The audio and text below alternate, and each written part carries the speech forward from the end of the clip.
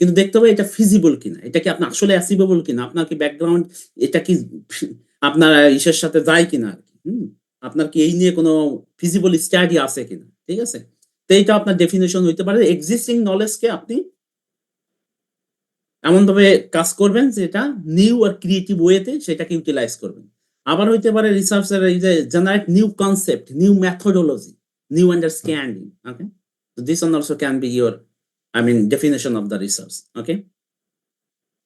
তো তাহলে কি বলছিলাম আমরা? যে research is a systematic investigation. আপনি একটা সিস্টেমেটিক ওয়েতে ইনভেস্টিগেট করবেন, just aim at discovering and interpreting the knowledge.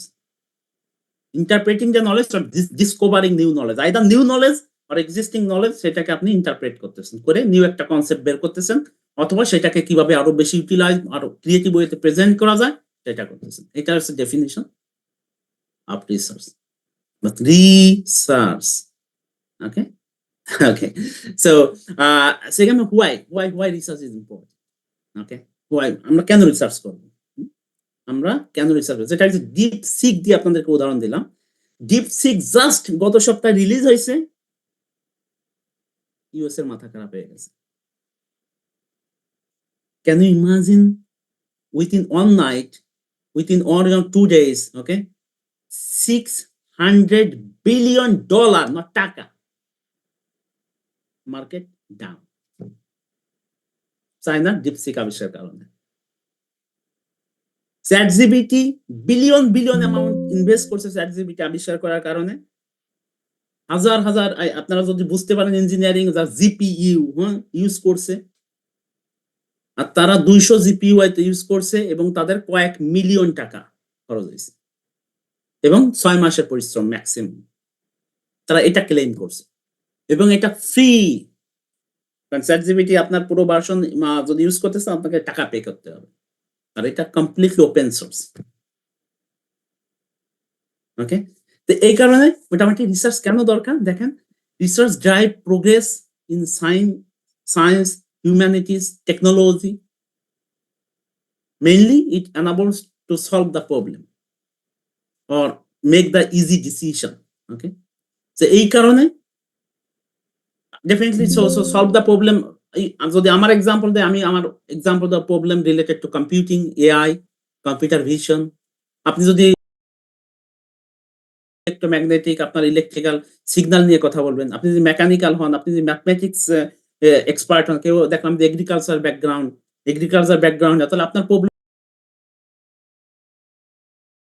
আমার প্রোগ্রামিং নিয়ে কথা বলবেন, বা আমি আপনার অ্যালগরিদম নিয়ে হয়তো কথা বলবো না। কিন্তু একটা জিনিস করতে পারি, মানে এখন যে এআই যুগ, পৃথিবীতে যদি নেক্সট ওয়ার্ল্ড ওয়ার 3 হয়, আল্লাহ না করুক হবে না, যদি হয় তো এইটা হবে এআই, সাইবার সিকিউরিটি এই রিলেটেড, ডেটা এই রিলেটেড।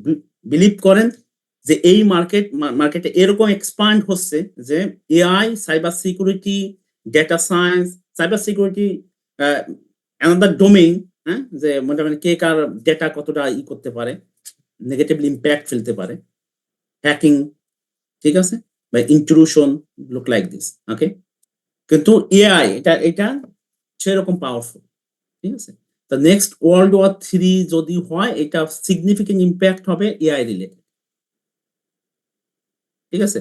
তো এখন এই কারণে আমাদের আপনি যদি সোসাইটি বা আপনার ফিল্ডে যদি প্রোগ্রেস চান, কিছু আউটকাম চান, তাহলে আপনার কি করতে হবে, আপনাকে অবশ্যই মানে রিসার্চ করতে হবে।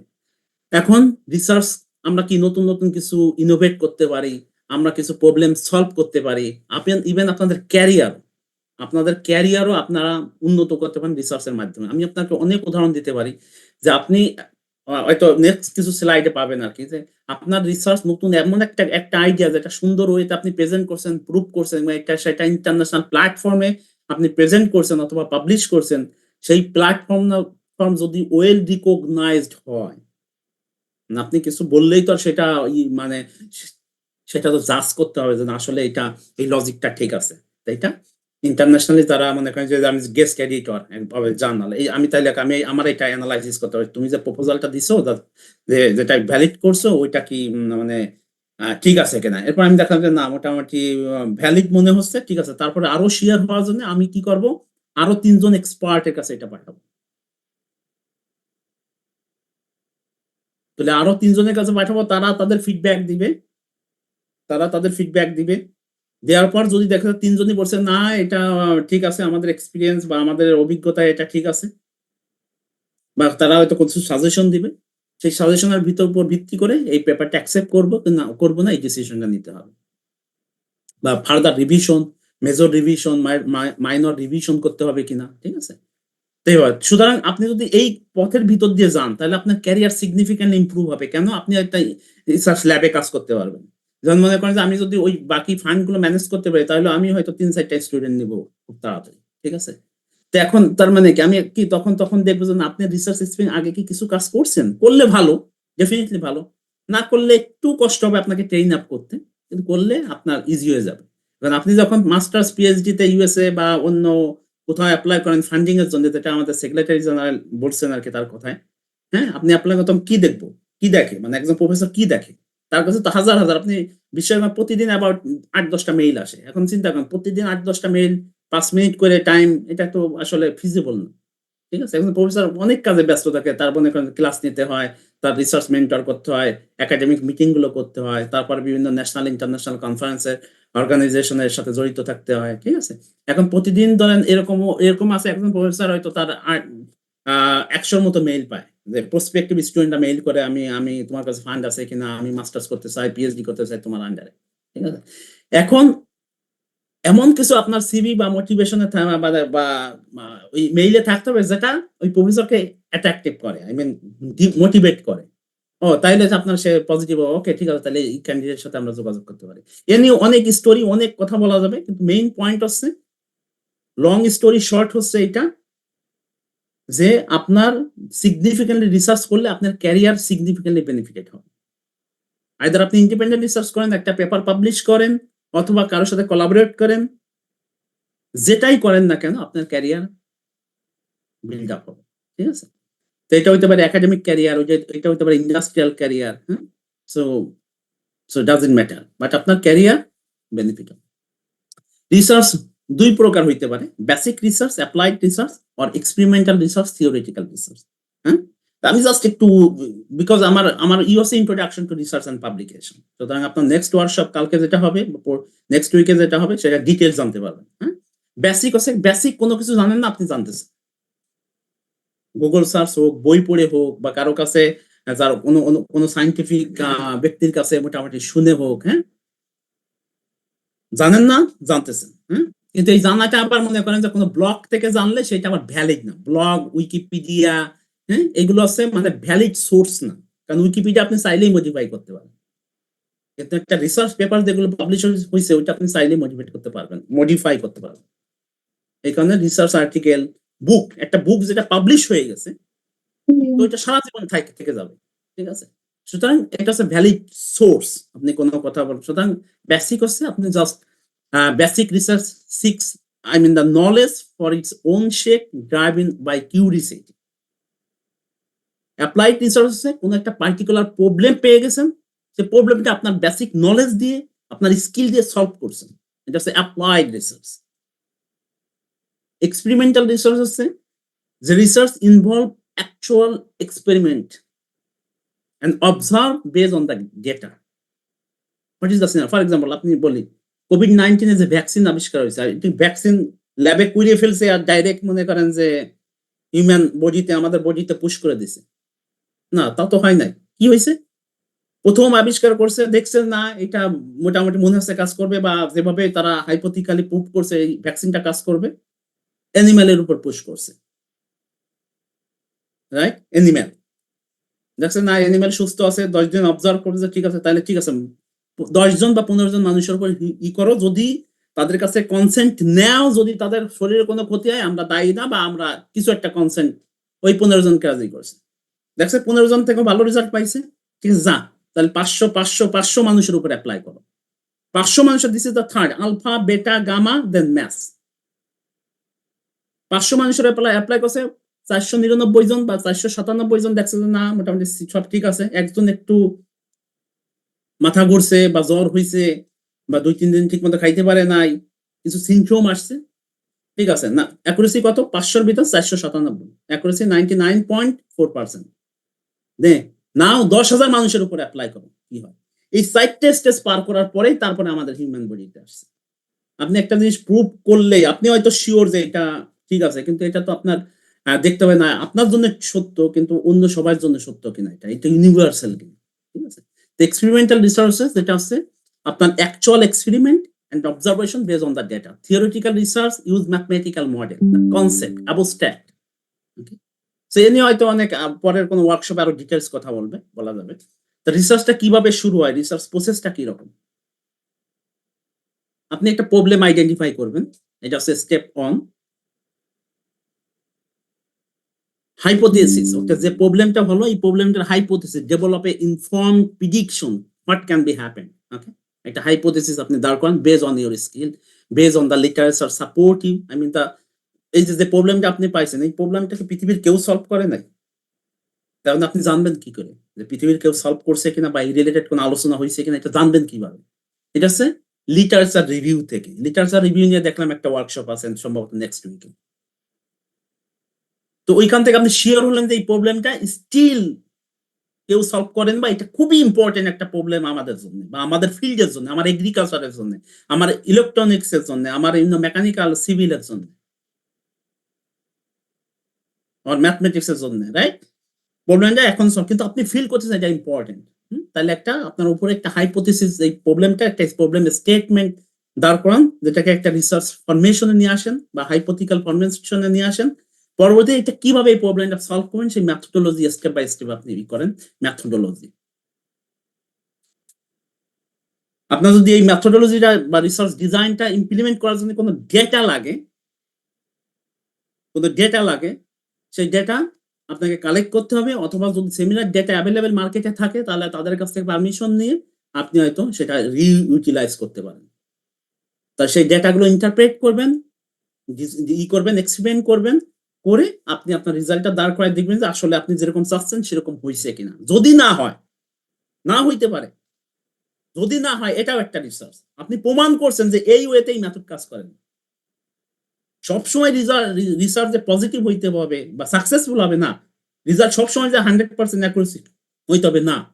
আপনি রিসার্চ করে দেখলেন যে রিসার্চটা ফেল করছে, এটাও আপনার একটা সাকসেস। কি সাকসেস? আপনি প্রমাণ করছেন যে এই ওয়েতে রিসার্চটা সাকসেসফুল হবে না। আই এম দা ইনভেন্টর, আমি প্রুভ করছি এটা যে এই ওয়েতে সাকসেসফুল হয় না। কারণ সবসময় যে সাকসেস হইতে হবে ডাজন্ট ম্যাটার। আপনি মানে রিজাল্ট সবসময় যে হাই অ্যাকুরেসি হইতে হবে এরকম না। রেজাল্ট পোর হইলেও আপনি যদি সঠিক জাস্টিফিকেশন দিতে পারেন এই পেপারও পাবলিশ হবে। আমার রেজাল্ট বেস্ট না compare to what ever solution available in the market, আমার রেজাল্ট বেস্ট না, কিন্তু আমি বলতে পারবো এই রেজাল্ট বেস্ট না বিকজ এই কারণে, এবং এই কারণগুলো আমি প্রথম ডিসকভার করছি। এটাও এই ধরনের পেপারও পাবলিশ হবে। ঠিক আছে? তো এইটা হচ্ছে লাস্ট স্টেজ। এর নিয়ে হয়তো আরো কিছু সেশনে ডিটেইলস বলে আমি জাস্ট একটা সামারি আপনাদেরকে দিলাম। এখন কোশ্চেন আছে হু qualify for research, K research করবে? টু বি অনেস্ট এটা যে কেউ করতে পারে, যে কেউ, এবং মাই গ্র্যান্ডফাদার তারাও রিসার্চ করতে পারে। ঠিক আছে? Research can do anyone. সবচেয়ে ভালো যারা সিনিয়র আন্ডার গ্রেড আছেন, আমি এটা বলছি এই কারণে যারা সিনিয়র আন্ডার গ্রেড আছেন থার্ড ইয়ার ফোর্থ ইয়ার, এদের জন্য বেস্ট, কারণ তাদের কিছু ফান্ডামেন্টাল নলেজ আছে ওই টপিকে। কেউ তো এইখানে আমি জানি যে আপনার maximum under grade and masters student, তো আপনাদের তো মানে যেহেতু আন্ডারগ্রেড স্টুডেন্ট যারা ফার্স্ট ইয়ার না হয়ে থার্ড ইয়ার বা ফোর্থ ইয়ার হলে ভালো হবে। কেন? কারণ আপনার বেসিক নলেজটা, আপনার ফিল্ডে আপনার বেসিক নলেজটা আছে। কমপ্লিট দ্য আন্ডারগ্রেজুয়েট ডিগ্রি আরো ভালো, ওকে, বাট ফাইনাল ইয়ার হলে মোটামুটি ওকে। সবচেয়ে মোস্ট ইম্পর্টেন্ট কে রিসার্চ করবে? Who has a particular interest to investigate particular research question or particular problem. আমি জানি না এটা যদি আমার ফিল্ড হয় আমি হয়তো আপনাকে থাউজেন্ড, আমার কাছে আমি গতকালকে আমার 11 জন ইন্ডিপেন্ডেন্ট রিসার্চ স্টুডেন্টের সাথে মিটিং করলাম। সেখানে হয়তো আমার 10টা টপিক দেওয়া আছে, তোরা তোদের প্রবলেম খুঁজে বের কর, যদি খুঁজে পাস তোদের টপিক নিয়ে কাজ করবি, আর যদি কোনো কারণে খুঁজে না পাস তাহলে আমার এই 10টা টপিক আছে এর ভিতরে যে কোনো একটা নিতে পারবি। জাস্ট গতকাল বিকাল ৫টা, আমার ৫টা, আপনাদের হয়তো আর্লি মর্নিং ছিল। তো এটা হচ্ছে যে রিসার্চ সেই করতে পারে যার পার্টিকুলার ইন্টারেস্ট আছে to solve a particular problem. আমি জানি না, বেশ অনেক টাইম নিয়ে ফেলতেছি মনে হয়। এখন যারা এনগেজিং অ্যাজ এ স্টুডেন্ট, আপনি যেহেতু আন্ডারগ্রেড স্টুডেন্ট, ওকে, তো আপনি কি করতে পারেন আপনার ক্যাম্পাসে বিভিন্ন রিসার্চ গ্রুপের সাথে, বা আপনার যে ফিল্ডে আপনি ইন্টারেস্টেড ওই ফিল্ডের যে প্রফেসর, যে বস, মানে ওই ফিল্ডে যে আপনি জানেন যে অমুক স্যার, অমুক professor is, I mean the expert, তার সাথে কোলাবরেট করতে পারেন। আরো কি করতে পারেন যে আপনারা নিজেরা, এখানে 50 জন আছে, 50 জন কি 50টা ডিফারেন্ট ফিল্ডে কাজ করেন? মানে এখানে 50 জন এই মুহূর্তে আছেন আমি দেখতেছি। তো 50 জনের ফিল্ড কি 50 রকমের? না। হয়তো ২, ৩ জন, ৪ জন পাবেন যারা একই ফিল্ডে কাজ করে। এই আজকের অডিয়েন্সের ভিতরে। তাহলে এটা তো আজকের অডিয়েন্স। তাহলে কি আপনার ইউনিভার্সিটি ওয়াইজ চিন্তা করেন, পুরো বাংলাদেশ ওয়াইজ চিন্তা করেন। যারা সেম ফিল্ডে কাজ করে। সেম ফিল্ড বলতে not I am saying agriculture. Agriculture আরো ন্যারোতে যান। Hmm? Computer science, computer science what? Computer সায়েন্সের অ্যালগরিদম আছে, ম্যাথমেটিক্স আছে, মডেলিং আছে, প্রোগ্রামিং আছে। তাহলে কি সব? নো। আপনি ঠিক আছে অ্যালগরিদমের ভিতরে যান। সো অ্যালগরিদমের কি? অ্যালগরিদম এপ্লাই করেন কোন একটা পার্টিকুলার মেডিকেলে, এগ্রিকালচারে। এরপর আরো ন্যারোতে যান। এআই। এআই ইউটিলাইজ করতে এআই কোন ধরনের মডেল ইউজ করবেন? মানে আমি বলতে চাচ্ছি আপনার ফিল্ডের আরো ন্যারোতে যান। দেখবেন যে আপনি সিমিলার ফিল্ডে অনেককে পেয়ে যাবেন। তাদের সাথে কোলাবরেট করতে পারেন।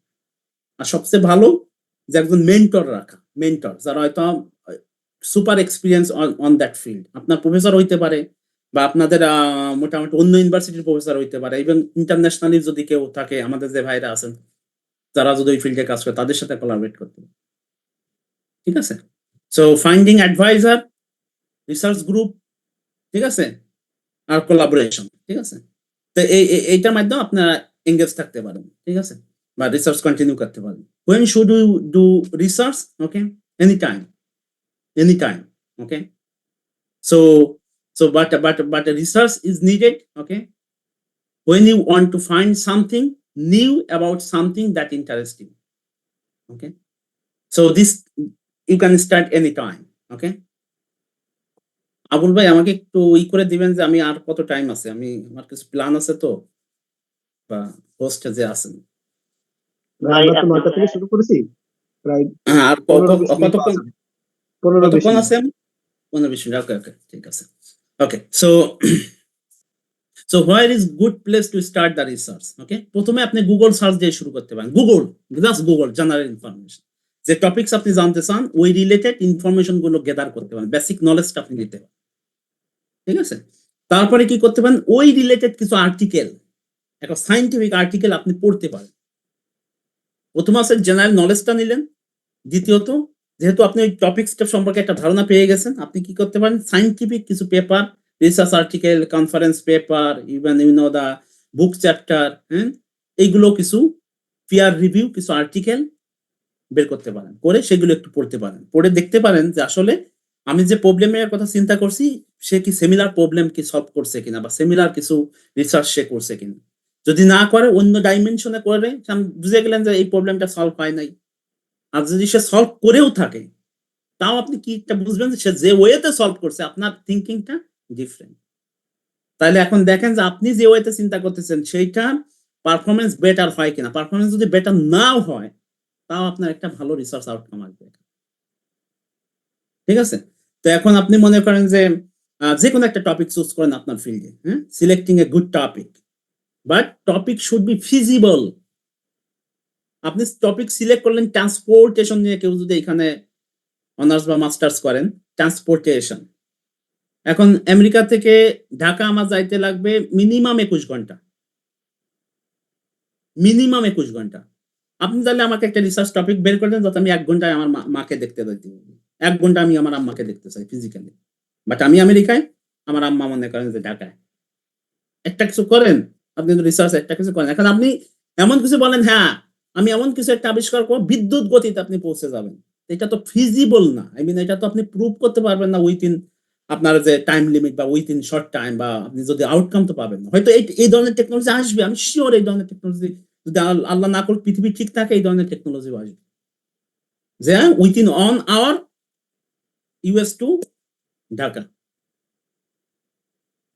ইনশাআল্লাহ এই ধরনের টেকনোলজি আসবে। কিন্তু এটা তো আপনার জন্য হয়তো বা ফিজিবল না, এই জন্য বলছি ফিজিবল, যেটা চিন্তা করবেন সেটাকে আপনি 6 মাস আপনার হাতে টাইম বা 1 বছর আপনার হাতে টাইম, এটা কি সলভ করা যায় কিনা ওইভাবে এগুন। হ্যাঁ, তো এই জন্য choose a research topic, good topic and passion about the feasibility. Okay, এখন দেখলেন যে আপনি যেভাবে চিন্তা করছেন, আপনার ওই বেসিক রিসার্চ, গুগল সার্চ বা আর্টিকেল পড়ে মনে হচ্ছে যে না, আমার আইডিয়াটা মনে একটু রিডিফাইন করতে হবে, একটু মডিফাই করতে হবে। হুম, আপনি ব্রড টপিক নেন, দেন স্লোলি ব্রড টপিক থেকে স্মল টপিকসে আসেন। ফর এক্সাম্পল, ব্রড টপিক কি, just for example, okay, transportation নিয়ে যেটা বললাম, অথবা আমরা এআই নিয়ে কথা বলি, ঠিক আছে, এআই নিয়ে কথা বলি। আচ্ছা, অনেকে মনে হয় এই যে 12টা কোশ্চেন আসছে সম্ভবত চ্যাট বক্সে, কেউ একজন কোশ্চেন হয়তো করছেন যে এআই কি আমাদের হিউম্যান লাইফের সাথে কনফ্লিক্ট করবে বা হিউম্যান রিপ্লেস করবে, এটা কোশ্চেন। এই অ্যান্সারটা ইয়েস নো হবে না, আমি বলতে পারবো না যে হ্যাঁ করবে, হ্যাঁ করবে না। কি বলতে পারবো, এখানে অ্যান্সারটা হবে এরকম যে একটা পার্শিয়াল পোর্শন, যে কাজগুলো একই কাজ বারবার তো আপনি করতেছেন ম্যানুয়ালি, এই কাজগুলো ইজিলি রোবট করবে ভবিষ্যতে। যে কাজ একই কাজ, যে driver, bus driver, taxi driver, CNG driver, রিক্সা ড্রাইভার, এদের কাজ কি একই কাজ, কোনো ক্রিয়েটিভিটি নাই, একই কাজ বারবার করে, এই কাজগুলো ভবিষ্যতে রোবট করবে। অ্যাজ এ আমি কম্পিউটার সায়েন্টিস্ট বা এআই স্পেশালিস্ট আর এই ফিল্ডে যেহেতু আমি জানি এই কাজগুলো রোবট করবে, কারণ এটা ফিজিবল। যে কাজগুলো মোর ক্রিয়েটিভ, হ্যাঁ, সেই কাজগুলো রোবট হয়তো কমপ্লিটলি আপনার নিতে পারবেন বা এআই রিপ্লেস করতে পারবেন। এটা হচ্ছে আমার অ্যান্সার, ঠিক আছে। হয়তো আপনি আমার সাথে আর্গু করতে পারেন, আপনি আমার সাথে দ্বিমত পোষণ করতে পারেন, অ্যাবসলিউটলি নো প্রবলেম। ক্যালিফোর্নিয়াতে যদি কেউ থাকেন, ইউএস এর হয়তো কেউ আছেন এখানে, যদি ক্যালিফোর্নিয়াতে যান দেখবেন যে অনেক গাড়ি চলতেছে, কোনো ড্রাইভার নেই। আমার কাছে, আমি একটা কনফারেন্সে গেছি, কয়েকটা ছবি নিয়ে আসছি, রাস্তায় রোবট কার, গাড়ি চলতেছে, কোনো ড্রাইভার নেই। এবং ট্যাক্সি, আপনি ট্যাক্সি উবার কল দেন, গাড়ি এসে আপনার সামনে দাঁড়াবে, একটা কোড দিবে, সেই কোড আপনি প্রেস করবেন, আপনার মোবাইল থেকে গাড়ির দরজা খুলে যাবে, গাড়িতে উঠবেন, আপনার লোকেশনে নামাই দেবে, কোনো ড্রাইভার নাই গাড়ি। কিন্তু এইটা খুবই সেন্সিটিভ রিসার্চ। কেন? আল্লাহ না করুক একটা অ্যাক্সিডেন্ট করলে আপনার লাইফের উপরে যাবে, প্যাসেঞ্জারের লাইফের উপরে যাবে, এই কারণে এই রিসার্চটা অ্যাবসলিউটলি মার্কেটে আসতে সময় লাগবে, ঠিক আছে। এখন আপনি ব্রড যে ফিল্ড, আমি যেটা বললাম যে কম্পিউটার সায়েন্স থেকে আপনি হয়তো ন্যারো হইতে যাবেন, এই জন্য রিডিফাইন, আপনার আইডিয়াটা রিডিফাইন করতে হইতে পারে। অরিজিনাল একটা আইডিয়া আপনি চিন্তা করছেন, সেটা আস্তে আস্তে ন্যারো হইতে হবে, যত ন্যারো হবে আপনার মনে করেন যে কন্ট্রিবিউশন করার সুযোগ বেশি থাকবে, কারণ যেহেতু ব্রড, এটা তো অনেকে কাজ করছে। কিন্তু যখন ন্যারোতে যাবেন, DeepSeek, AI, DeepSeek, chat GPT 5-10 বছর আগে গেল ছিল, আপনি চিন্তা করেন 10 বছর আগে এইভাবে কি চিন্তা করছেন, আরো 10 বছর এমন কিছু আসবে যেগুলো আমরা এখন জানি না। তাহলে কি আসবে চিন্তা করেন আপনি আপনার নলেজ দিয়ে, ঠিক আছে। আচ্ছা, লিটারেচার রিভিউ, যেটা conduct a review, I mean what already done, I mean আপনার বেজ অন আপনার আইডিয়া, যে কাজগুলো অলরেডি হয়ে গেছে সেটা আপনি রিভিউ করতে পারেন, কন্ডাক্ট এ লিটারেচার রিভিউ। তো এইটা নিয়ে একটা সেশন আছে, হ্যাঁ, যদি আপনাদের কোনো কোশ্চেন থাকে, আরো ডিটেলস জানতে চান, ডেফিনেটলি ওই সেশনে যেহেতু 1.5 ঘন্টা টাইম, আপনারা শিওর জানতে পারবেন আর কি। আমি বলতে চাচ্ছি, সামারি হচ্ছে এটা, লিটারেচার রিভিউ হচ্ছে আপনার যে আইডিয়া রিডিফাইন করবেন, দ্য প্রবলেম যে রিডিফাইন করবেন বা ঠিক আছে কিনা প্রবলেম, এটা সেটা সলিড করার জন্য আপনার লিটারেচার রিভিউটা জানতে হবে, ঠিক আছে। What do we need to research, okay, কেন আই মিন কেন আমরা রিসার্চ করবো, এটা জাস্ট আরেক যদিও একটু বলছি, to gain deeper understanding of a particular topics, I mean based on your selected topics, okay, new knowledge, এটা বলছি আগে, হ্যাঁ, to improve the quality of life, এটা ভেরি ভেরি ইম্পর্টেন্ট। আপনার রিসার্চ যদি সোসাইটি, যদি মানুষ, হিউম্যান বা কোনো কাউকে যদি উপকার না করে, আপনার এই রিসার্চের দরকার নেই। আপনি একটা রিসার্চ পাবলিশ করলেন কিসের জন্য? তাহলে আপনার এই রিসার্চটা মানুষ জানুক যে এই এইভাবে কাজ করলে এই প্রবলেমটা সলভ হয়, এটা আপনি আবিষ্কার করছেন। তাহলে কি এটা মানুষ উপকৃত হলো না? কেউ হয়তো এটা অ্যাপ্লাই করলো তার রিয়েল লাইফে, বা কেউ হয়তো কোনো প্রোডাক্ট ডেভেলপ করলো, যেটা ম্যাগনেটিক ফিল্ড, যেটা তানজিল বলে গেছেন এর আগে, বিদ্যুৎ আমরা এখন যেভাবে, সে তো ফাউন্ডেশনটা করে দিয়ে গেছে। তাহলে বিদ্যুৎ নিয়ে কথা বলে তার নাম, মাইকেল ফ্রাইডের নাম আমাদের বলতে হয়, তা আমরা তার স্যালুট জানাই। তার কারণে তো আমরা আজকে বিদ্যুৎ বা এইভাবে ইউটিলাইজ, মানে বিদ্যুৎ বা বিদ্যুৎ রিলেটেড যত প্রোডাক্ট, কম্পিউটার, মোবাইল যা ইউজ করতেছেন বিদ্যুতের সাথে রিলেটেড, তাই না? তো এটা আমার লাইফ, কোয়ালিটি অফ লাইফকে ইমপ্রুভ করতেছে, ঠিক আছে। আর how we conduct the research. I think একজন আমাকে মেসেজ করছেন যে আমরা কিভাবে মেথডোলজি ডিজাইন করতে পারি। আমি শিওর যে এই রিলেটেড ওয়ার্কশপ আছে, তারপরেও আমি একটু সামারি দেই যে আমরা কিভাবে রিসার্চ করব। প্রথমে রিসার্চ কোশ্চেন, একটা প্রবলেমটা আপনি ডিফাইন করেন, কি প্রবলেম আপনি সলভ করতে চান বা কি আপনি গেইন করতে চান। হ্যাঁ, তারপর কি করবেন, এই যেটা গেইন করতে চান এটা কেউ গেইন করে ফেলছে কিনা, বা এই রিলেটেড ডাটা অলরেডি মানে কেউ এক্সাক্ট সেম প্রবলেম সলভ করে ফেলছে কিনা। সেলফ যদি কেউ যদি এটা সলভ করে ফেলে তাহলে তো আপনারা এটা নতুনত্ব থাকলো না, কারণ অলরেডি সলভ। আপনি ওইটা করতে পারেন, অথবা আপনি কি করতে পারেন, আপনার আইডিয়াটা মডিফাই করতে পারেন। ঠিক আছে, লিটারেচার রিভিউ থেকে জানলেন যে কেউ এই প্রবলেমটা সলভ করে নাই, তাহলে আপনি নতুন করে আপনার আইডিয়াটা মডিফাই করতে পারেন। তারপরে এখন চিন্তা করেন, ঠিক আছে এই আইডিয়াটা পারলাম, তাহলে এটা কিভাবে সলভ করবো, আমার মেথডটা কি হবে। তার মানে আমি সেই প্ল্যানটা আপনি সাজান, রিসার্চ প্ল্যান। এখন এই যে মেথডটা আপনি যে প্ল্যানটা সাজালেন, এটা আমি এখন ইমপ্লিমেন্ট করতে চাই। ইমপ্লিমেন্ট করতে গিয়ে কিছু ডেটা লাগবে, কিছু জিনিস আপনার লাগবে। কি লাগবে, সেগুলো কি আছে মার্কেটে, নাকি আমার নতুন করে আমার কালেক্ট করতে হবে? এজন্য কি টাকা লাগবে? আমার কাছে টাকা নাই, আমি তো গরিব মানুষ। তাহলে যার আছে তার সাথে আপনি কোলাবরেট করতে পারেন, তাই না? যারা আছে তার সাথে আপনি কোলাবরেট করতে পারেন, অথবা ধরেন আপনার যে ডিপার্টমেন্টের যে প্রফেসর, হ্যাঁ, তাদের মাধ্যমে যদি রিসার্চ ল্যাবে, আপনার ডিপার্টমেন্টের ডেফিনেটলি ল্যাব আছে, ল্যাবরেটরি আছে, হ্যাঁ, ল্যাবরেটরি সেই ইকুইপমেন্ট থাকলে সেগুলো ইউটিলাইজ করতে পারেন।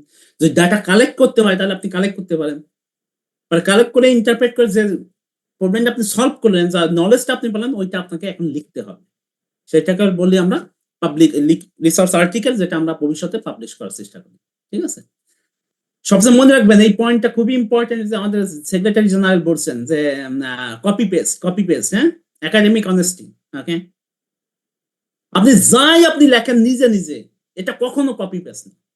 বিশ্বাস করেন, আপনি যা লেখেন না কেন আপনার ওন ব্রেন থেকে, এটা আপনি যত সফটওয়্যার ইউজ করেন না কেন, টার্নিটিন সফটওয়্যার আমি ফেলবো আপনার লেখা, যদি আপনি সত্যিকার আপনি নিজে লেখেন, এটা কোনোদিন কপি পেস্ট হবে না। কিন্তু আপনি কোন একটা আর্টিকেল পড়ে ওইটা মাথার ভিতর রেখে যা চিন্তা করেন, ওইখানে ওইভাবে লেখছে, আমি এইভাবেই লিখি, কপি পেস্ট। কিন্তু ওইটা যদি আপনার আপনি লার্ন করছেন ওইখান থেকে, কিন্তু আপনি লিখছেন আপনার মতো করে, ওইটা জাস্ট এক্সপিরিয়েন্সটা ওইখান থেকে নিয়েছেন, আন্ডারস্ট্যান্ডিং পারপাস, এরপর আপনার মতো করে আপনি এক্সপ্লেইন করলেন, তা এইটা কখনো কপি পেস্ট হয় না। একটা স্টোরি যদি আপনাকে বলতে পারি, হ্যাঁ, ওই সেই রাজা রানীর গল্প, যেটা হয়তো আমাদের দাদিমা সবসময় আমাদেরকে বলে গেছেন, হ্যাঁ, সেই গল্প যদি আপনি আপনার মতো করে এখন লেখেন, এটা তো কপি পেস্ট হবে, কারণ এই গল্প লেগে আছে। কিন্তু আপনি যদি একটু অন্যভাবে আপনার মতো করে এটা করেন, তাহলে এটা কপি পেস্ট হবে না। ঠিক আছে, তো এখন যদি কোনো কিছু আপনি নিয়েও থাকেন অনলাইন থেকে, তাহলে আপনার কি করতে হবে, তাকে ক্রেডিটটা দিতে হবে। সাইটেশন আছে ক্রেডিট দেওয়া। আমি আপনার বলতেছে, আবুল ভাই, can you say me how can I go Mirpur 10 to Farmgate? কারণ আপনি আমারে বললেন যে আপনি বাস নাম্বার এত নেন বা সিএনজি নেন, তাহলে কি আপনি আমাকে হেল্প করলেন না? থ্যাংক ইউ আবুল ভাই, আমি এটা বলবো না? বলবো, রাইট?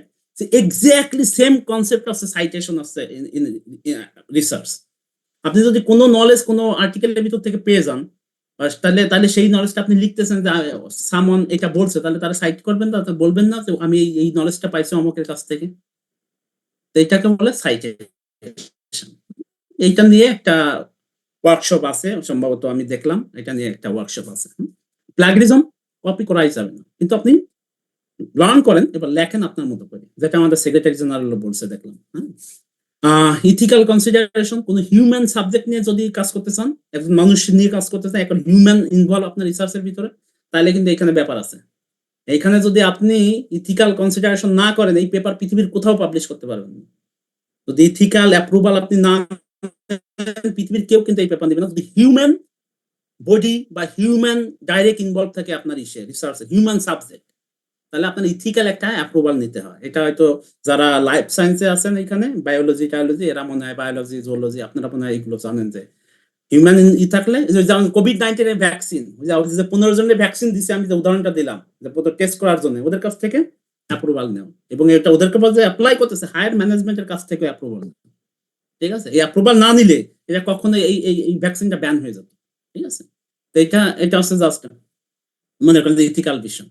আমার মনে হয় 7-8 মিনিট বা 10 মিনিট আছে, আমি কারণ এরপরে একটা ছোট্ট কুইজ আছে আর কি, একটু কুইকলি যাই। হ্যাঁ, ওই যে আমাদের আপনারা যখন লিখবেন, এবার আপনার রিসার্চটা মনে করেন হয়ে গেছে, এবার লেখা শুরু করতেছেন। হ্যাঁ, সিম্পল পরিজন ছোট ছোট সব লেখেন, সেন্টেন্স লেখেন, হ্যাঁ, ছোট ছোট কিন্তু মনে করেন আপনার এটা সিম্পল, আই মিন ক্লারিটি আছে মোটামুটি, আপনার বোঝা যাচ্ছে, ঠিক আছে, লজিক্যাল ফ্লোটা ঠিক আছে আপনার, ঠিক আছে, এই বিষয়গুলো কিন্তু আপনার থাকতে হবে আর কি লেখার ভিতরে। হ্যাঁ, আমি জানি আমরা তো জন্মের পর থেকে ইংলিশ পড়ে আসতেছি, প্রাইমারি স্কুল থেকে আমরা ইংলিশ পড়তেছি না, বাংলা ইংরেজি অঙ্ক, প্রাইমারি ক্লাস টু সাবজেক্ট 3টা সাবজেক্ট, বাংলা ইংরেজি অঙ্ক, ক্লাস 3 6টা সাবজেক্ট, আমরা যেটা জানি হয়তো এরকমই আছে। তো ইংরেজি তো জন্মের পর থেকে, তাইলেও আমাদের ভালো হয় না কেন?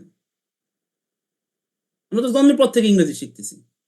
তো এইখানে আপনি টেকনোলজি সাহায্য নিয়ে আপনি আপনার মতো করে লিখবেন, এরপরে আপনি প্রয়োজনে কিছু টুলস, ওকে, সাহায্য নেন, যেটা নিয়ে হয়তো একটা সেশনও হয়তো আছে, কিভাবে আমরা রিসার্চ আর্টিকেল লিখবো, এটা নিয়েও একটা সেশন আছে দেখলাম। তো রাইটিং এটা খুবই ইম্পর্টেন্ট, কারণ আপনি যা লিখতেছেন, কারণ আপনি তো কারোর মুখে বলতেছেন না, সে তো আপনার আর্টিকেল পড়বে মেক্সিকো থেকে, ব্রাজিল থেকে, কানাডা থেকে, আমেরিকা থেকে। আপনি যদি পাবলিশ করেন তাহলে আপনার আর্টিকেল পড়বে কানাডা থেকে, রিভিউ করবে কানাডা থেকে। তা সে কি বুঝবে কি লিখছেন? সে তো বুঝবে আপনি লেখা থেকে, আপনি মুখে বলতেছেন তা তো না। তাহলে আপনার লেখাটা এমন হইতে হবে যাতে সবাই বোঝে, অডিয়েন্স বোঝে, ঠিক আছে। সুতরাং এইখানে আপনার রাইটিং স্ট্রাকচারে বেশ কিছু কাজ করতে হবে আর কি, ভালো করতে করার জন্য। রাইটিং বেস্ট প্র্যাকটিস, ওকে। সো এটা হচ্ছে এরকম যে মনে করেন যে আপনি একবার লিখে বারবার রিভিশন দিবেন, আপনি লিখছেন, আপনি বুঝতেছেন যে ঠিক আছে, আপনার বন্ধুরে পাঠান, বা আপনার বন্ধু আপনার প্রফেসর বলেন তো দেখেন তো এটা ঠিক আছে কিনা, বা আমার লেখা কোথায় ইমপ্রুভ করতে হবে। এডিটিং, রিভাইসিং। আমি জানি না আপনারা যারা এই যে বা মনে করেন যে বিশেষ করে দেশের বাইরে যে থিসিস গুলো হয়, আমি জানি যে এখানে যারা যদি কেউ দেশের বাইরে যারা থাকেন, একটা থিসিস দিলে আপনাকে ভার্সন 1 2 3 4 5 6, আমি 14তম ভার্সন, আমার পিএইচডি থিসিস 14তম ভার্সনে যায় অ্যাকসেপ্ট হয়েছে, মানে আমার সুপারভাইজার খুশি হয়েছে, না ঠিক আছে এখন সাবমিট করা যায়। তাহলে 14 বার আমার রিভিশন দিতে হয়েছে টোটাল থিসিস। আমি বুঝাইতে চাচ্ছি যে আপনি লিখলেই মানে সেটা হয়ে গেলে এরকম না, এটা মনে করেন যে আপনি লিখলেন, এরপরে আপনার ফ্রেন্ড, কোলাবোরেটর, আপনার অ্যাডভাইজার, হ্যাঁ, তাদেরকে পড়তে দেন, তাদেরকে বলেন যে দেখো তো ঠিক আছে, এখানে কিছু কমেন্ট করো, আমি কোথায় ইমপ্রুভ করবো, হ্যাঁ, এটাকে বলে আর কি এডিটিং, রিভাইসিং।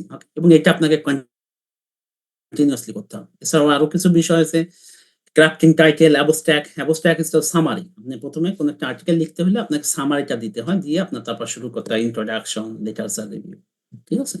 তো এটা নিয়ে হয়তো আরো ডিটেইলস জানতে পারবেন। কিছু কমন মিস্টেক আছে আমাদের, তো please do not right ambiguity, okay, redundancy, same thing, একই কথা বারবার বলার তো দরকার নেই।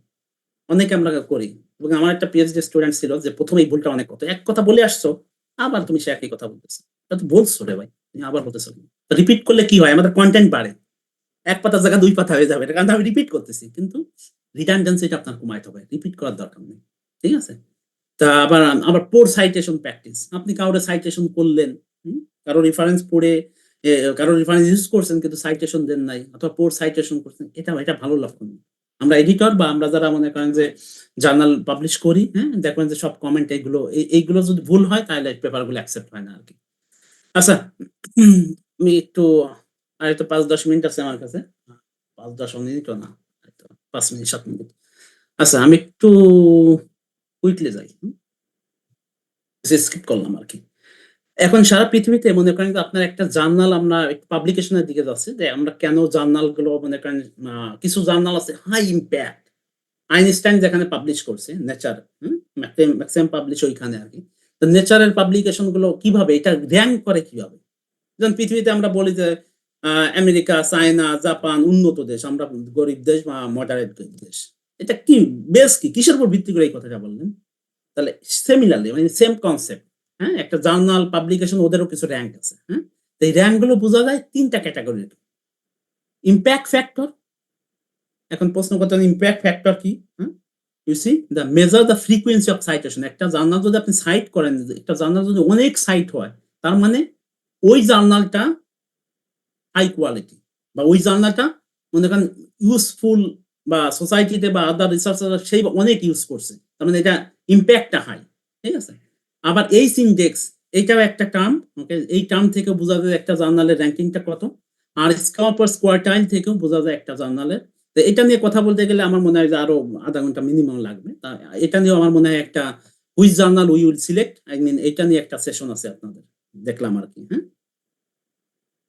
আচ্ছা, এখন পিয়ার রিভিউ প্রসেসটা, এটা আমার মনে হয় যে আমাদের সেক্রেটারি জেনারেল কিছুটা বলছে, আমি দেখলাম যে এটা হচ্ছে আপনি ম্যানুস্ক্রিপ্ট বা আপনার আর্টিকেলটা সাবমিট করলেন, এটা আসবে কার কাছে? প্রথম এডিটোরিয়াল যে বোর্ড আমার অফিসে যাবে, আমার ওই অফিসে যাবে, বা আমাদের যে বোর্ড অফিসে যায় নরমালি, বোর্ড অফিস ওইটা ইনিশিয়ালি চেক করে সব ঠিক আছে কিনা। যদি তারা দেখে যে না সব ঠিক আছে, তাহলে ওইটা এডিটরের কাছে পাঠায় যে এটা নিব কিনা। তুমি এবার টেকনিক্যালি দেখো, আমি নন টেকনিক্যালি দেখছি, আর দেখো নন টেকনিক্যালি কিছু প্রবলেম বিষয় আছে, তারা ওইটা ডাইরেক্ট অথরে পাঠায় দেয়, ডেস্ক রিজেক্ট, আর আসলো সাথে সাথে রিজেক্ট করে দিল কিছু, কারণ তোমার ফান্ডামেন্টাল সমস্যা আছে।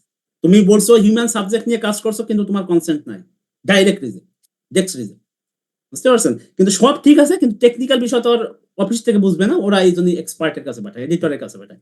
এডিটর দেখে যে সব ঠিক আছে কিনা, এবার বলে যে ঠিক আছে, তাইলে আমি কি করি, আমি 3 জন এক্সপার্ট ইন দিস ফিল্ড আমি তাদেরকে সিলেক্ট করে দিই। তারা ফার্দার রিভিউ করে তারপরে কি করে, তারা ফিডব্যাক দেয়, তাদের ফিডব্যাকের রিকমেন্ডেশন উপর ভিত্তি করে পেপারটা অ্যাকসেপ্ট হবে কি হবে না, বা রিভিশনে পাঠাবো। ঠিক আছে, ওকে পেপারটা ভালো, তুমি ভালো কাজ করছো, থ্যাংক ইউ, কিন্তু তোমার এই বিষয়গুলো আরো ক্লিয়ার করতে হবে, আমরা এখনো শিওর না। তখন আপনি রিভিশন দিয়ে আবার পাঠাবেন। এই রিভিশন প্রসিডিউর 1 বছর, 2 বছর, 3 বছর হইতে পারে। আপনারা বিশ্বাস করবেন কিনা জানি না, আমার একটা পিএইচডি স্টুডেন্ট যে 2021 সালে আমরা একটা পেপার পাঠাইছি, সেটা 2024 সালের অক্টোবরে অ্যাকসেপ্ট হয়েছে, 3 বছর পরে। 3 বছর আপনি মনে করতে পারেন যে কি, তাহলে আপনার তো জার্নাল কোয়ালিটিটা ওই রকম, ওই যে কোয়ার্টারলি টপ র্যাঙ্ক জার্নাল আর কি। তো ওইখানে 3 বছর ওকে, না প্রবলেম। নর্মালি 1-2 বছর ভিতর করে, কিন্তু সামহাও আমাদেরটা 3 বছর লাগছে। ঠিক আছে, ফাইনালি এর উপর ভিত্তি করে পেপারটা নিব কি নিব না, এই ডিসিশনটা নেয় এডিটর, এই ডিসিশন নেয়। Okay, so I think journal versus conference, okay, just একটু বলে নেই। জার্নাল হচ্ছে, I mean the more comprehensive peer review process, আপনাকে বেশি টাইম নেয়, হ্যাঁ, বেশি তারা স্ট্রিক্ট আপনার কোয়ালিটি নিয়ে। আর কনফারেন্স একটু কম স্ট্রিক্ট, আর তাড়াতাড়ি পাবলিশ করা যায়। ঠিক আছে, তো এটা হচ্ছে মনে করেন যে আপনারা ডিফারেন্স বিটুইন দিস টু। আর যদি ডিটেলস আর একটু বলতে চাই, তাহলে সময় লাগবে, যেহেতু আমার 5 মিনিট সময় আছে, আমি একটু দেখে নিয়ে নেই, স্লাইডটা আপনাদেরকে দিব আর কি।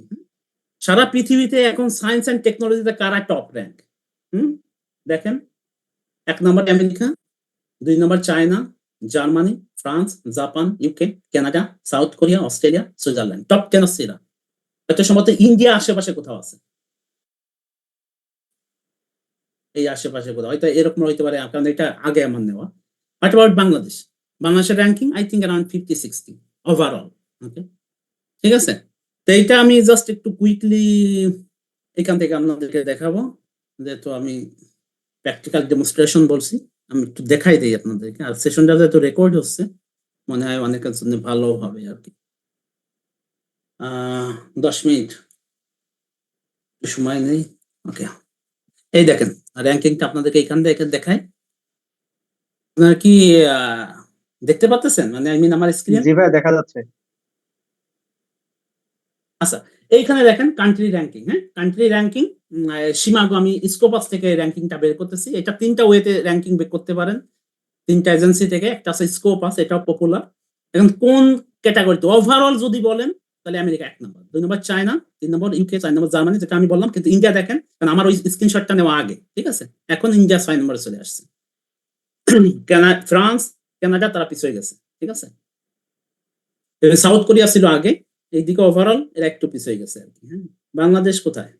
এই যে 61 নম্বর, আগেও মনে হয় 61 বা 60 এরকম ছিল এর আগে, আমি যখন এর আগে চেক করছি আর কি। Overall, this is the overall. এবার আমি বলতে পারেন যে ঠিক আছে, আমরা কি তাইলে পার্টিকুলার টপিকসে যাই? এগ্রিকালচারে পৃথিবীর কে কোথায় আছে? এগ্রিকালচারে দেখেন, সম্ভবত এগ্রিকালচার আমাদের একটু ভালো হওয়ার কথা। 1 নম্বরে US, China, UK, Germany, Brazil, still India, agriculture টপিকসে। ওকে, তাহলে বাংলাদেশ হয়তো বা আপনি পাবেন, আমরা একটু ভালো করছি, আগে 61 ছিলাম, এখন 52, কারণ আমাদের এগ্রিকালচার রিলেটেড দেশ, এই কারণে। এবার যান একেবারে, আমি একটু আমাদের সাবজেক্টে কম্পিউটার সায়েন্স। চায়না 1 নম্বর, কম্পিউটার সায়েন্সে পৃথিবীতে চায়না 1 নম্বর, ইউএস 2 নম্বর, ঠিক আছে, দেখেন। আর আমাদের আমাদের বাংলাদেশ স্টিল 52 নম্বর কম্পিউটার সায়েন্সে। যদি আরো ন্যারোতে যাইতেছেন আপনারা, কেউ পারবেন। আরো এই কম্পিউটার সায়েন্সে তো বিভিন্ন শাখা প্রশাখা আছে, তাই না? সব চেক করতে পারবেন এইভাবে।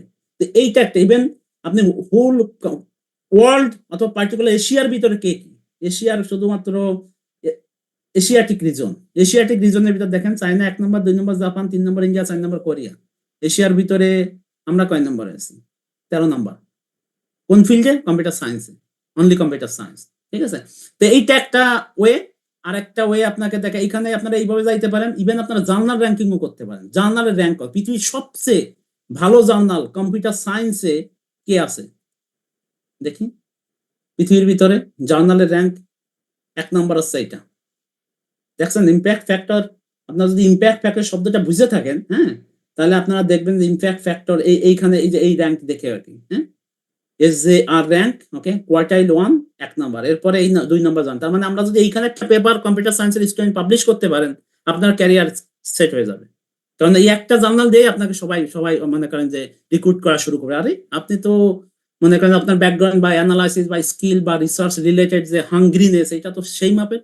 সুতরাং আপনাকে এইটা দেখেই কিন্তু আপনার পোস্টডক, পিএইচডি, হ্যাঁ, এগুলো মনে করেন যে রিক্রুট হয়ে যাবে। ঠিক আছে, মানে নিবে। এটা জাস্ট আমি আপনার বোঝানোর জন্য বলতেছি। ঠিক আছে, এগুলো সব আপনারা দেখতে পারেন shimago.journal। আর একটা স্কেল আছে, আমি জানি না টাইম যদি শেষ হয়ে যায়। আমি একটু আরেকটা উপায় আছে, আরেকটা উপায় আছে জার্নাল র্যাঙ্কিং করা। জাস্ট আপনি 1 মিনিট দাঁড়ান, আমি একটু গুগল পাইছি, হ্যাঁ, একটু ওকে নিয়ে আসি এখানে। এটা দেখেন, ওইটা হচ্ছে একটা ওয়েতে, আর এইটা হচ্ছে শুধুমাত্র engineering, science, technology, Google scholar. এইখানে আছে এইটা ইম্পর্টেন্ট আর কি, লাইফ সায়েন্স আর ম্যাটেরিয়াল সায়েন্স। ওকে ওকে, এইখানে দেখেন পৃথিবীর 1 নাম্বার দেখেন যে কারা পাবলিশার আছে। নেচার 1 নাম্বার, 2 নম্বর এইটা, 3 নম্বর, 4 নম্বর। তো মজার ব্যাপার আছে, আমার 1 নম্বরেও আছে, 2 নম্বরেও আছে। জাস্ট আমার স্টুডেন্ট একটা, সে গত বছর মানে 2 নম্বরে এইখানে একটা পাবলিশ করছে, আমার পিএইচডি স্টুডেন্ট। ঠিক আছে, তো এইখানে দেখেন র্যাঙ্ক। এবার আপনি আপনার ফিল্ডে যান, স্পেসিফিক ফিল্ডে যান, দেখেন আরো ন্যারোতে যান আরো ন্যারো। কোন ফিল্ডে কাজ করবেন আপনি?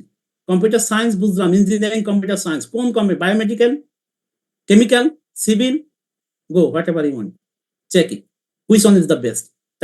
আপনারা আমাদের সেক্রেটারি জেনারেল বলছেন, যদি আপনারা টপ চিন্তা করেন, ন্যারো মাইন্ডে চিন্তা করলে আপনারা রিসার্চার হইতে পারবেন। টপ চিন্তা করেন, আপনি চিন্তা করেন যে আপনি এইখানে যাবেন, এই টপ 3 এর ভিতরে কোথাও পাবলিশ করবেন উইথিন নেক্সট 3 ইয়ার্স। যদি আপনি নাও পারেন, আপনি অন্তত এইখানে পাবলিশ করতে পারেন। এইখানে যে পেপারগুলো রিজেক্ট হয়, সেই পেপারগুলো এইখানে অ্যাকসেপ্ট হবে। আমি আবারও বলতেছি, যদি এই টপে কোথাও কোনো পেপার কোনো কারণে রিজেক্ট হয়ে যায়, ভালো মোটামুটি আসছে কিন্তু লাস্ট মোমেন্টে যায় রিজেক্ট হয়ে গেছে, মনে রাখেন এই কোয়ালিটির পেপার এই সব জায়গায় আপনি পাবলিশ করতে হবে। একটু লোয়ার র্যাঙ্কে যাইতে হবে। আমি আমেরিকা যাইতে পারলাম না, কিন্তু আমি ইউরোপ যাবো। আমি ইউরোপ যাইতে পারলাম না, আমি তুরস্ক, মালয়েশিয়া, সিঙ্গাপুর যাবো, ওদিকে আমি যাইতে পারলাম না। মানে আপনি এইভাবে মানে র্যাঙ্ক করেন আর, কিন্তু আপনি ভাইয়া টার্গেট যদি হাই রাখেন, একটা না একটা কিছু হবে। আচ্ছা, আমার মনে হয় যে টাইম আপ। আর একটা পয়েন্ট ছিল, তাইলে আমি ওটা না যাই। জি জি ভাই, আমরা মনে ভাই হয় আপনি আমাদের তো পার্টিসিপেন্টদের কোশ্চেন অ্যান্সার আছে, আমরা সেটা হুম, স্ক্রিন শেয়ার দিই। আপনি যদি স্ক্রিন শেয়ার অফ করতেন তাহলে আমি স্ক্রিন শেয়ার দিব। আচ্ছা। আমার এই যে একটা আছে, এটা কি আমি একটা কুইজ আছে আজকের লেকচারের উপর, এটা নিবো নাকি বাদ দিয়ে দেবো? ভাই 5 মিনিট ওবায়দ ভাই লাগবে। আমার মনে হয় বারুল হোসেন ভাই নিতে পারে আর কি, যেহেতু আজকে একটু জয়েন করতে দেরি জি জি হয়েছে ভাই, এই তা আপনি কারণে। কুইজটা নেন, তারপরে আমরা কোশ্চেন অ্যান্সারে যাব। হ্যাঁ আচ্ছা, হ্যাঁ, এখানে এক্স্যাক্টলি, এটা 5 মিনিট লাগবে সর্বোচ্চ। জি 4-5টা কোশ্চেন এখানে যেগুলো এখানের সাথে রিলেটেড, মানে যেহেতু আমাদের এক্স্যাক্টলি দুইটা ব্রেক না, হয়েছে। এবং আমি অলরেডি তৈরি করে রাখছি। জি হ্যাঁ, জি অলরেডি জি তৈরি করে রাখছি। দাঁড়ান আমি করি আর কি। আহ, এবং সবাই পার্টিসিপেট করবেন।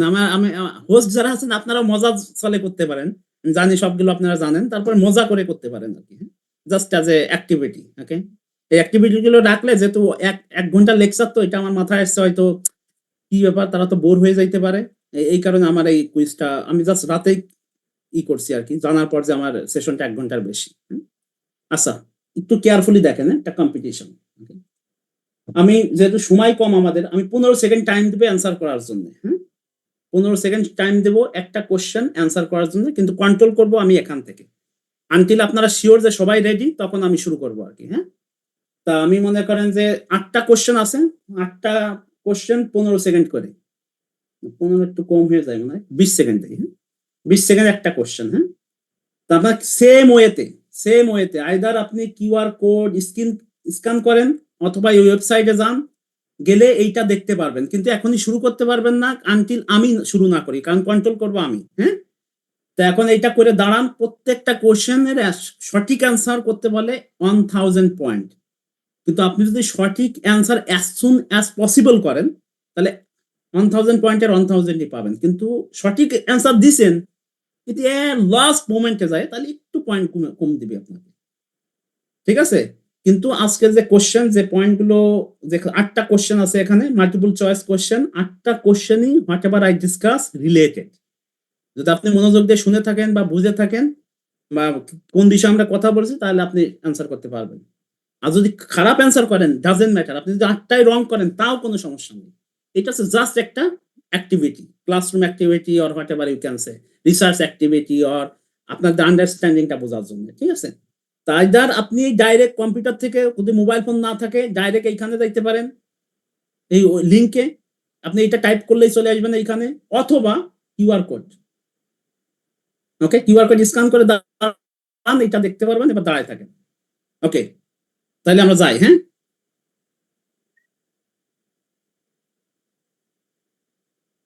এটা যদি কেউ গেছেন কিনা আমি জানি না, একটু দেখেন। আমি যাবো এরপরে, টাইম কাউন্টটা শুরু হবে 20 সেকেন্ডের পরের থেকে, প্রত্যেকটা কোশ্চেন 20 সেকেন্ড পর্যন্ত ক্লক কিন্তু 1 2 এরকম কাউন্ট করবে আর কি। হ্যাঁ, রেডি? আপনারা রেডি? আশা করি রেডি, আর না হলেও একটা মিস করলে পরেরটাতে শুরু করেন। দেখি কতজন জয়েন করে এখানে আর কি। কয়জন আছেন এমনিতে? আছেন কয়জন আপনারা? আছেন 48 জন, আমি সহ 48 জন। অ্যাটলিস্ট 40 জন জয়েন করা উচিত, মানে যদি টেকনিক্যালি কোনো সমস্যা না থাকে। আচ্ছা, তাহলে প্রথম কোশ্চেন আছে, what is the primary goal of research? এটা আমি প্রথম বলছি আর কি। হ্যাঁ, primary goal of research. 20 second সময়, অ্যান্সার করেন। যত তাড়াতাড়ি কারেক্ট অ্যান্সার তত পয়েন্ট বেশি।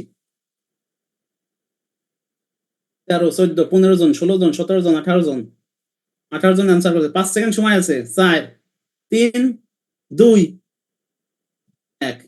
22 জন অ্যান্সার করছেন। হ্যাঁ, 47 জনের ভিতর 22 জন অ্যান্সার করছেন, 86% কারেক্ট অ্যান্সার। আপনারা 86% কারেক্ট অ্যান্সার করছেন, ঠিক আছে? নেক্সট কোশ্চেন, যারা এখনো জয়েন করেন নাই প্লিজ জয়েন করেন as soon as possible। হ্যাঁ, দেখি কে কে। অ্যাসপ্রিটস, সাব্বির, এগ্রিকালচারিস্ট, এই তিনজন হচ্ছে টপ 3। ওকে, দেখা যাক। Next question, which of the following is not a characteristic of a good research question? ওকে, যদিও এটা আমি স্পেসিফিক্যালি বলি নাই, মানে স্পেসিফিক্যালি ওইরকম এক্সাম্পল কম দিছি, কিন্তু আপনারা হয়তো অপশন দেখলে বুঝতে পারবেন।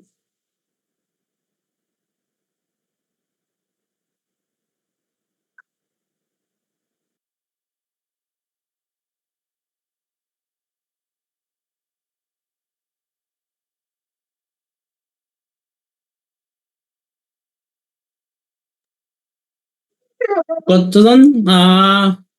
20 জন অ্যান্সার করছেন। এই দেখেন, ও এটা একটু হয়ে গেছে, ডিফিকাল্ট কোশ্চেন হয়ে গেছে মনে হয়, কনফিউজ কোশ্চেন।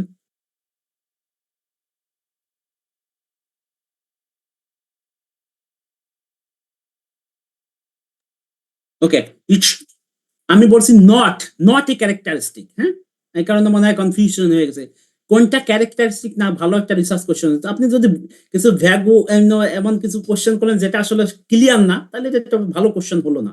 এই কারণে এইটা হবে। আপনারা হয়তো অনেকে এই যে নট শব্দটা মিস করে গেছেন আর কি, নট বলছি, ঠিক আছে? নেক্সট,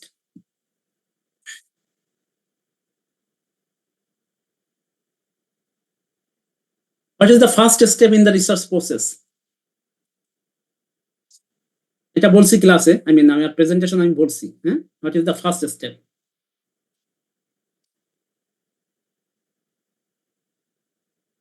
এই কোশ্চেনটা অনেকে অ্যান্সার করছে, থ্যাংক ইউ। 31 জন। আগের কোশ্চেন ছিল মাত্র 20 জন। 3 2 1 গো। 34 জন, wow, 97%। Can you imagine? 97% put the correct answer. Okay, excellent. Next question, what is the literature review, sorry, why is a literature review important? আমি এটা বলছি। হ্যাঁ, কেন এটা ইম্পর্টেন্ট বলেন তো?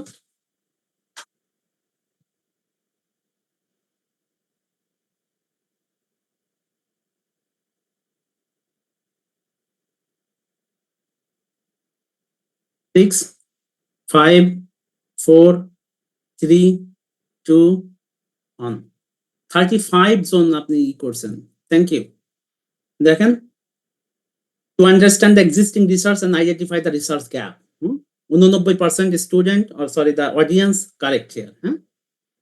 দেখেন, next. What is the main difference between journal and conference publication? আমি ব্রিফলি বলছি, একটা স্লাইড ছিল কিন্তু ব্রিফলি সময়ের অভাবে ডিটেইলস বলি না, কিন্তু ব্রিফলি বলছি। দেখেন তো কোনটা?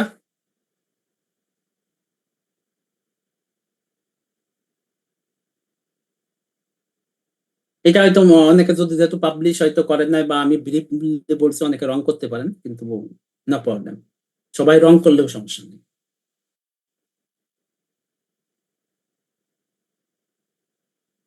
তাও 70% কারেক্ট। জার্নাল হ্যাভ মোর, আমি বলছি অনেক সময় নেয়। সো এটা বলছি রিভিউ প্রসেসটা লং টাইম। ইভেন আমি একটা এক্সাম্পল দিছি, 3 বছরের example. What does peer review mean in publication? Okay, peer review কেন ওই যে বলছি না, উদাহরণ দিছিলাম, ওই যে আমার পাঠাইতে হয় আমাকে আমাকে, এরকম একটা উদাহরণ দিছি। ওইটার থেকে বুঝতে পারবেন আনসার। কে করবে রিভিউ? ওইটার আনসার করেন, কে চেক করবে আপনার আইডি পেপার?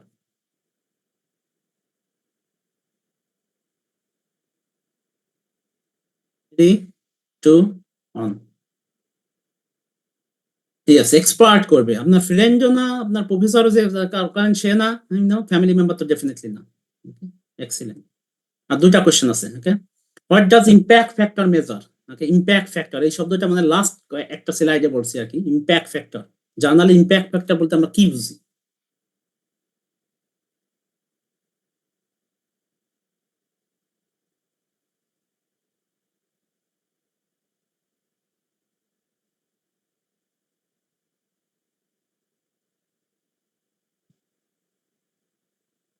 ওকে, এক্সিলেন্ট, 89%। ওকে, সম্ভবত last question. Okay, still submit the first. Okay, what is the main advantage of publishing research? Okay, so অনেক অ্যাডভান্টেজ আছে, আপনি মনে করেন কোনটা? Personal satisfaction, getting free access to other paper, contributing new knowledge and advancing the field, avoiding further study on the topic. Last question. Okay,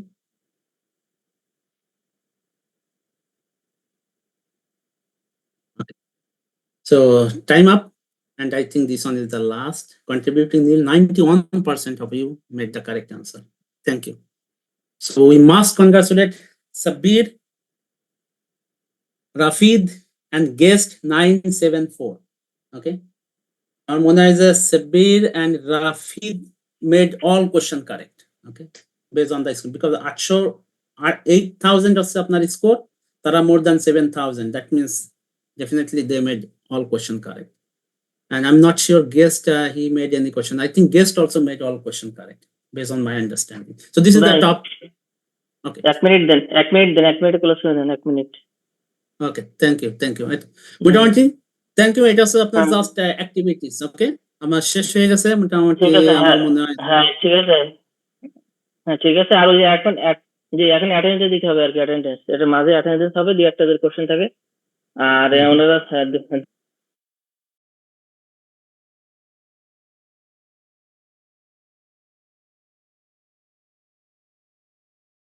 Recording in progress.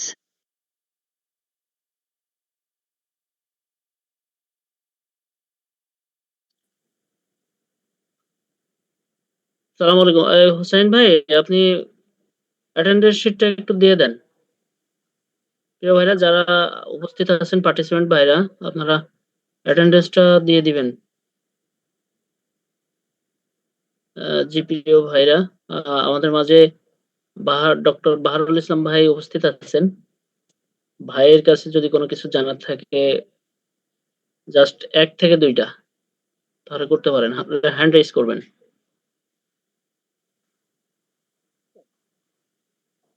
যে ফাইজুল্লাহ মাহমুদ ভাই, just প্রশ্নটা বলবেন।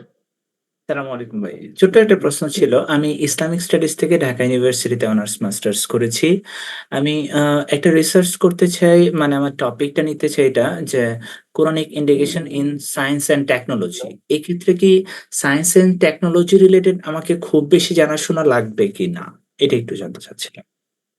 Thank you very much. আচ্ছা, thank you Faizullah ভাই। কোশ্চেনটা মানে just look like interdisciplinary, I mean the Islamic hello studies Amirul ভাই, plus আমাকে শুনতে পাচ্ছেন? Science and technology. জি জি এই ক্ষেত্রে আমি আমি কি আনসার করব নাকি এটা? জি ভাই, আপনি করতে পারেন প্লিজ। আচ্ছা, আচ্ছা। তা আমি যেহেতু জাস্ট আপনি একটু গাইডলাইন পাওয়ার দরকার আমার। এক্স্যাক্টলি মনে করেন যে ইসলামিক স্টাডিজ বা আপনার যে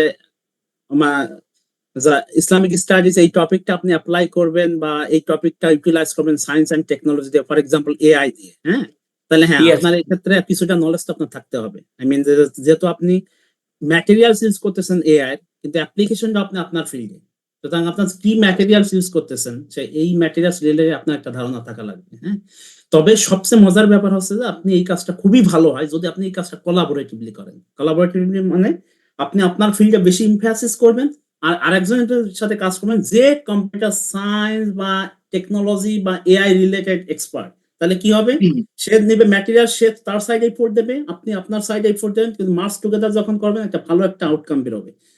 কারণ তখন আপনার কি হবে, মানে দুইজন বা তিনজন রিসার্চার, মানে ইন্টারডিসিপ্লিনারি আর মাল্টি ডিসিপ্লিন, এই শব্দটা আপনারা হয়তো দেখবেন it is very hot right now, right? এইটাকে বলতেছে যে আপনি একা না করে আপনি সাথে দুইজনকে নেন, যেহেতু আপনার ইসলামিক স্টাডিজ আপনি এক্সপার্ট, যেহেতু টেকনোলজি ইউজ করবেন কম্পিউটার সায়েন্স বা এআই, সাথে আরেকজনকে নেন। হ্যাঁ, তাহলে আমার মনে হয় যে খুব ভালো রিসার্চ আউটকাম পাবেন। জি ভাইয়া, থ্যাংক ইউ ভেরি মাচ। ওকে। জি প্রিয় পার্টিসিপেন্ট ভাইরা, আপনারা আমাদের কমেন্ট বক্সে অ্যাটেন্ডেন্স শিট দেওয়া হয়েছে, আপনারা দয়া করে অ্যাটেন্ডেন্স শিটে অ্যাটেন্ডেন্স দিবেন। 5 মিনিট থাকবে মাত্র, এর মধ্যে দিয়ে ফেলবেন। যে মাহফুজুল ইসলাম ভাইয়ের engineering science and engineering related কোনো কিছু যদি প্রশ্ন থাকে। আমিরুল ভাই, আমাকে কি শুনতে পাচ্ছেন? আসসালামু আলাইকুম মাহফুজ যে ওবায়দ ভাই, যে মাহফুজ ভাই 1 মিনিট। যে ওবায়দ ভাই, জি ভাই আমাদের কিছু ভাই, কোশ্চেন একটা আসছে question ছিল ভাই, ডক্স ফাইলে, কিন্তু আমাদের কোশ্চেন গুলোর অ্যান্সার করা হয়নি। আপনি যদি একটু কোশ্চেন গুলো নিতেন, মানে জাস্ট ভাই একটু জাস্ট এক লাইনে উত্তর দিয়ে দিত। অনেক ভাইরা কিছু কোশ্চেন করেছেন। যে ওটা জি একটু ভাই, স্ক্রিন ওটা শেয়ার শেয়ার দেন করা যায় তাহলে। তাহলে। স্ক্রিন ভাই, শেয়ার দেন। আমি শেয়ার করতেছি। জি জি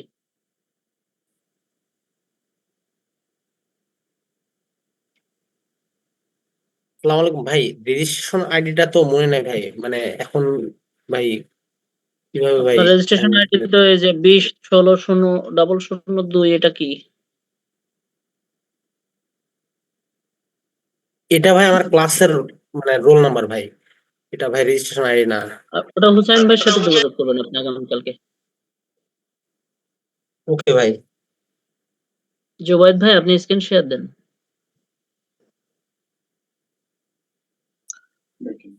সালাম আলাইকুম ভাই, আমাদের রোল নাম্বারটা কিভাবে জানবো? ভাই আপনাকে শোনা যাচ্ছে কিনা?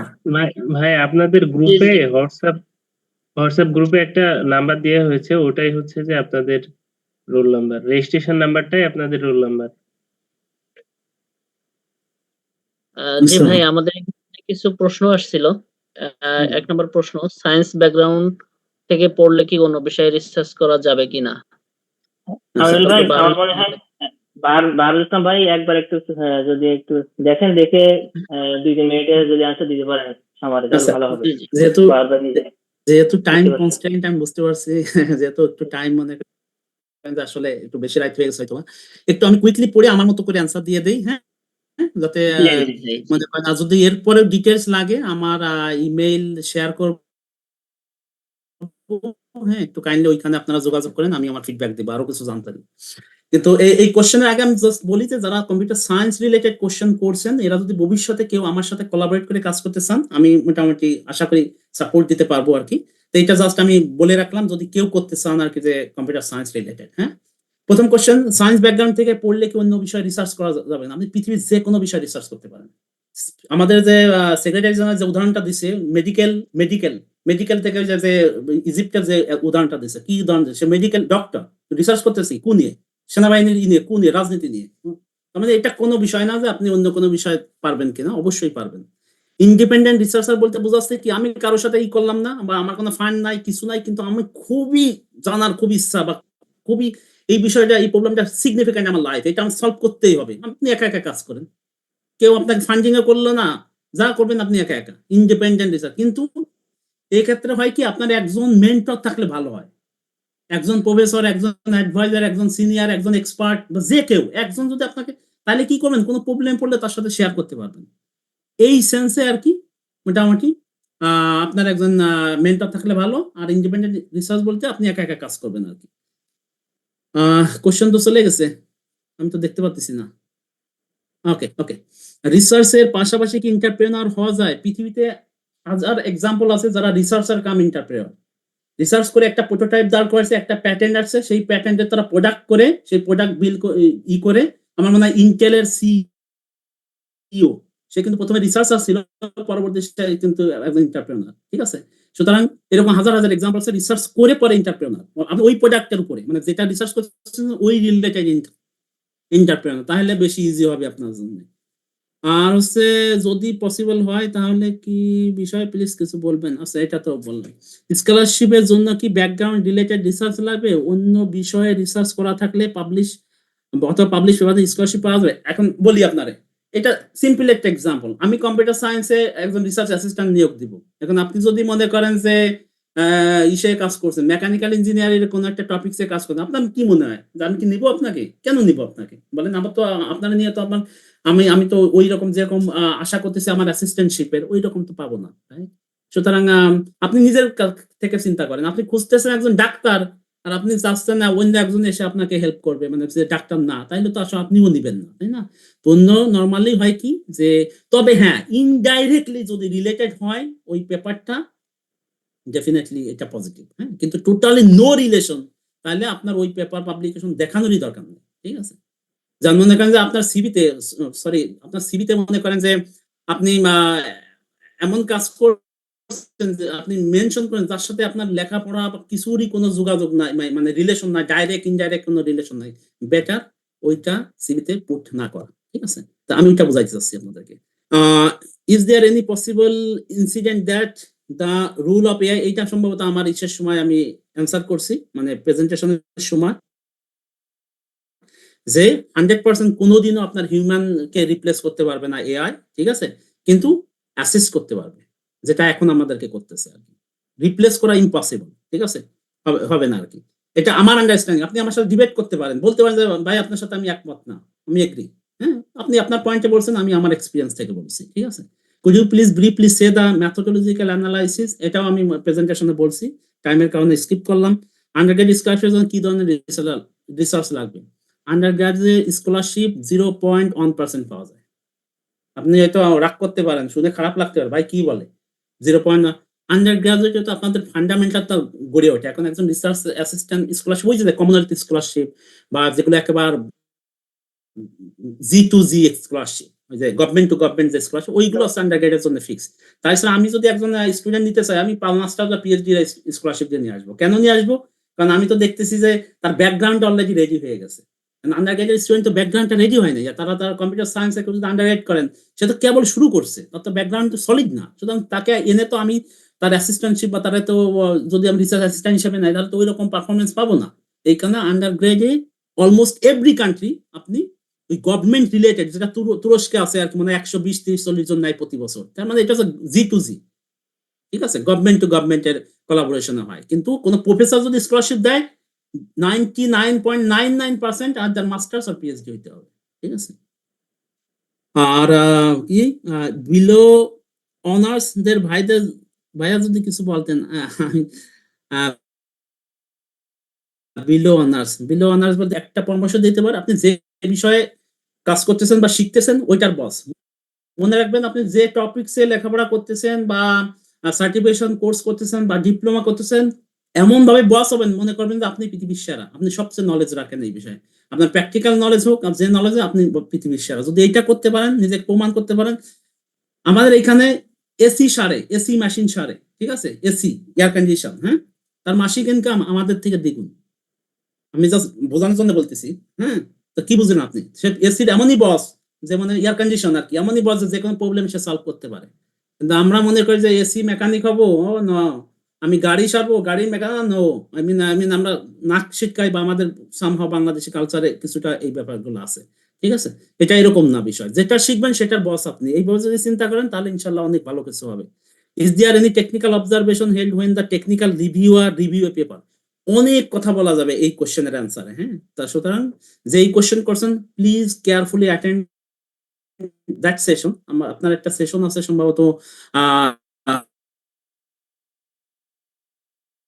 লিটারেচার রিভিউ নিয়ে। হ্যাঁ, লিটারেচার যে ওইখানে আপনি অ্যাটেন্ড করেন, তাহলে অনেক পয়েন্ট আপনি করতে পারেন, অথবা একটা পেপার কিভাবে পাবলিশ হয় ওই সেশনটা।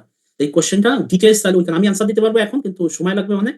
এই কারণে আসলে আমি স্কিপ করতে চাচ্ছি, যেহেতু আমি বুঝতেছি মানে সবাই একটু রাশি আছে, বাংলাদেশে মানে 10:30 11টা বাজে। ভাই এই পেপারটা কোথায় পাবো? কোনটা? এই যে আপনার যে লেখাটা আছে। ও, প্রেজেন্টেশন স্লাইডস। জি ভাই। আচ্ছা, ওইটা আমি এই যে আবুল হাসান ভাইয়ের কাছে শেয়ার করবো, উনি সবাইকে দিয়ে দিবেন। Thank you, thank you. জি ভাই আমাদের কোশ্চেন শেষ, আমরা মনে হয় বাহার ভাই, হ্যাঁ আমাদের আমরা তো কোশ্চেন, আবুল ভাই হ্যাঁ উবাইদ ভাই, আমি এটাতে কথা বলে শেষ করি। তো বাহার ভাই, আপনি যদি 30 সেকেন্ডে আমাদের ভাইদের জন্য কিছু বলতেন তাহলে ভালো হতো।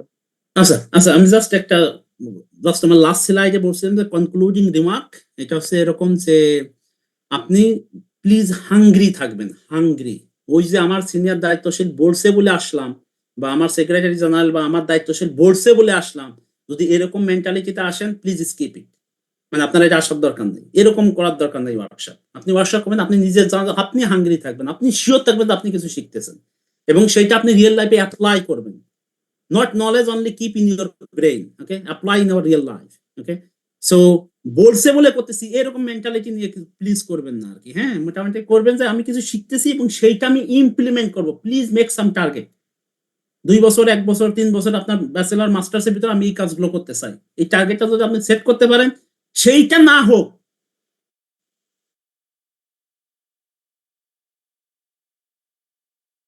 তার 80% পাবে, সেটা যদি 33 পার বা 50 পার টার্গেট করে আপনি ফেল করবেন।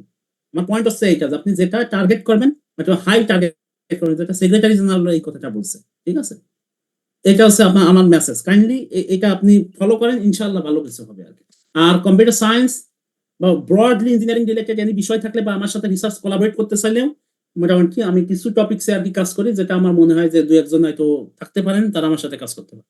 এটা ওপেন, আমি আবুল ভাইয়ের মাধ্যমে আমার ইমেইল শেয়ার করবো আর কি। Thank you. ইনশাআল্লাহ। জি, ডক্টর বাহার ইসলাম ভাই, জাযাকাল্লাহ খায়ের আপনার সময় দেওয়ার জন্য। আশা করি পরবর্তীতে আমরা ইনশাআল্লাহ আমাদের ভাইদের মতো আপনাকে ইনশাআল্লাহ পরবর্তীতে পাবো ইনশাআল্লাহ। জাযাকাল্লাহ খায়ের। শিবির আহমেদ ভাই, আপনি যদি আপনার ফাইনাল রিমার্কটা একটু বলতেন। না ফাইনাল আসলে অনেক কথা হয়েছে আলহামদুলিল্লাহ, খুবই চমৎকার সেশন ছিল, প্রায় 2 ঘন্টার বেশি ধরে ভাইয়েরা জয়েন করেছেন, কথা শুনতেছেন। আমরা আরো যে সেশন গুলো হবে মনোযোগ দিয়ে সেশন গুলো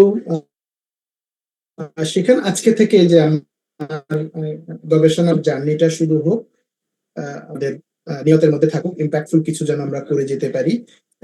আমাদের জীবদ্দশায় না যে আমি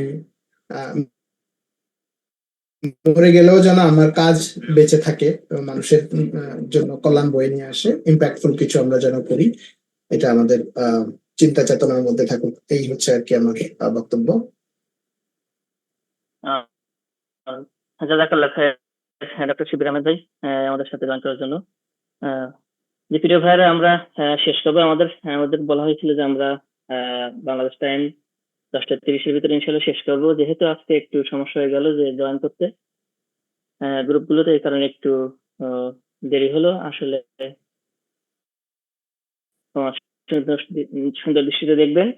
আর কয়েকটা বিষয় ভাইদেরকে একটু বলবো, জাস্ট 1 মিনিট বা 2 মিনিটে শেষ করবো। একটা হলো যে আমাদের প্রত্যেকটা টপিক কেন্দ্রিক আলাদা আলাদা সেশন আছে, টোটাল আমাদের 13টা সেশন।